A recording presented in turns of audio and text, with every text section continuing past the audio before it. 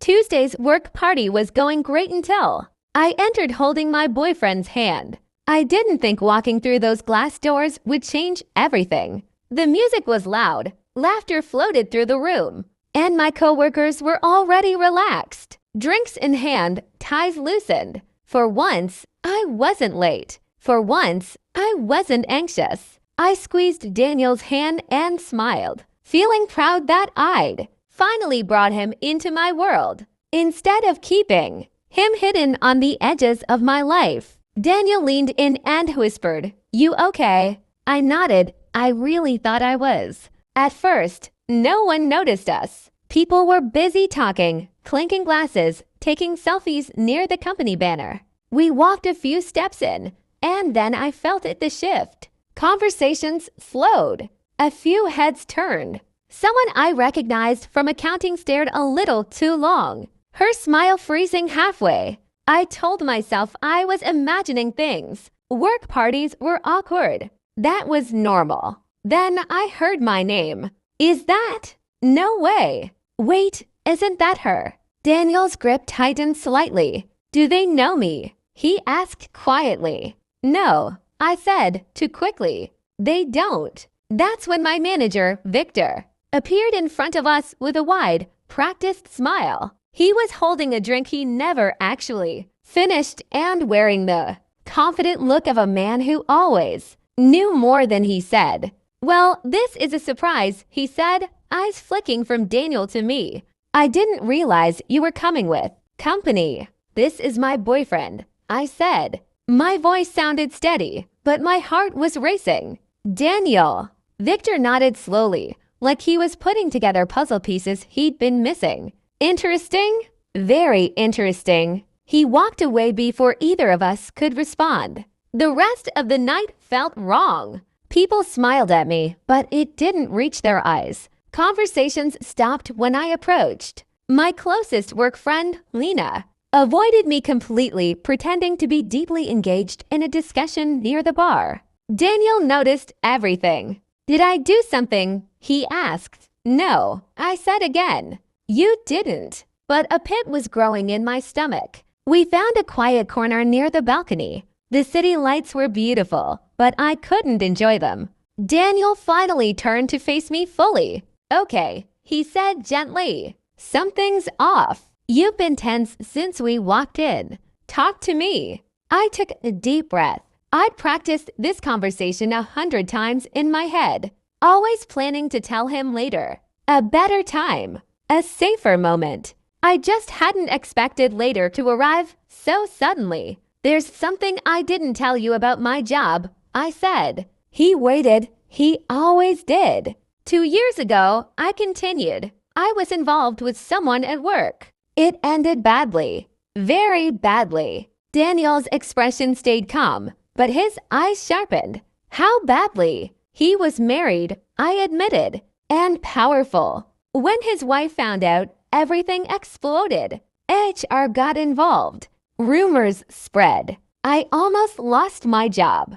The only reason I stayed was because there wasn't proof. Daniel was quiet for a long moment. And this man is Victor's best friend, I whispered. And Daniel, he looks like you. More than you realize. Understanding dawned slowly on his face, followed by something heavier. So when they see me, they don't see you, I said. They see him. Before Daniel could respond, Lena finally approached us. Her face was pale. I need to talk to you, she said, ignoring Daniel completely. What's going on? I asked. She lowered her voice. People are talking. Victor just told senior management that you're bringing personal drama into professional spaces. He's implying you're doing this on purpose. Doing what on purpose? Daniel asked. Lena glanced at him, then back at me, provoking memories, stirring trouble. My chest burned. That's not true. I know, she said quickly, but they don't want to know. They already decided who you are a long time ago. The party continued around us, but I felt like I was underwater. Daniel straightened his shoulders. Let's go, he said firmly. As we walked toward the exit, Victor stepped into our path again. His smile was gone now. "You know," he said, looking directly at me, "some people never learn when to keep their personal lives separate. This company values discretion." Daniel laughed softly, surprising all of us. "Funny," he said. "From what I've seen tonight, this company values gossip." Victor's eyes narrowed. Outside, the cool air hit my face, and suddenly I was crying. Years of swallowed humiliation spilled out at once. I expected Daniel to be angry, hurt, maybe even to leave. Instead, he pulled me into his arms. "You should have told me," he said, not accusing, just honest. I was scared, I admitted. Scared you'd see me the way they do. He pulled back just enough to look at me. "I see you as someone who survived a bad chapter, not someone defined by it." The bus was unusually quiet for a Monday morning. The kind of quiet that makes every small sound feel louder than it should. The doors hissed shut behind us, and the bus lurched forward as my husband squeezed my hand and guided me to the empty seat near the middle. We had been married for 7 years, long enough to settle into silence without it feeling uncomfortable. Or at least that's what I believed then. I leaned my head against the window, watching the city slide past in dull gray streaks, while he scrolled on his phone, his thumb moving fast, his face blank. We were on our way to visit his aunt. That was the plan he told me the night before. He said it casually, like it was nothing important, like I didn't need details. Lately, many things were like that, casual, vague, unfinished. I told myself not to overthink it. I had promised I would stop doing that. A few stops later, the bus filled up. The air grew thick with perfume, sweat, and the faint smell of diesel. People stood gripping the metal poles, swaying with every turn.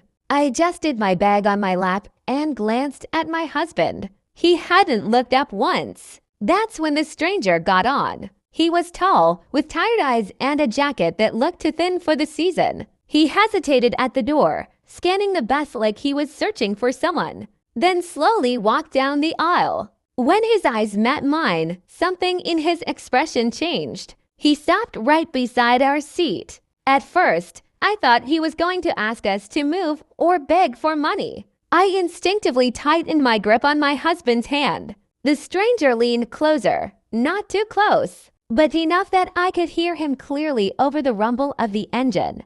"Get off right now," he said quietly. I blinked, sure I'd misheard him. "What?" I asked. My husband looked up sharply. "Excuse me." His voice was tense, annoyed. The stranger didn't look at him. His eyes stayed on me, intense and urgent. "You don't have much time. Get off the bus, now." A few people nearby turned to stare. My cheeks burned with embarrassment. "I think you've made a mistake," I said, forcing a polite smile. The stranger shook his head. "I haven't. Please, trust me." My husband stood up halfway, blocking the aisle. "Move," he snapped. "You're bothering my wife." The word wife sounded heavy, almost threatening. The stranger finally glanced at him, and for a split second, fear flashed across his face, not for himself, but for me. "This bus doesn't take you where you think it does," he said. Before I could ask what that meant, the driver shouted, "Hey, either sit down or get off." The stranger straightened up. "This is your last chance," he said to me softly. Then he stepped back, letting the crowd swallow him. The bus started moving again. My heart was pounding. What was that about? I asked my husband, trying to laugh it off.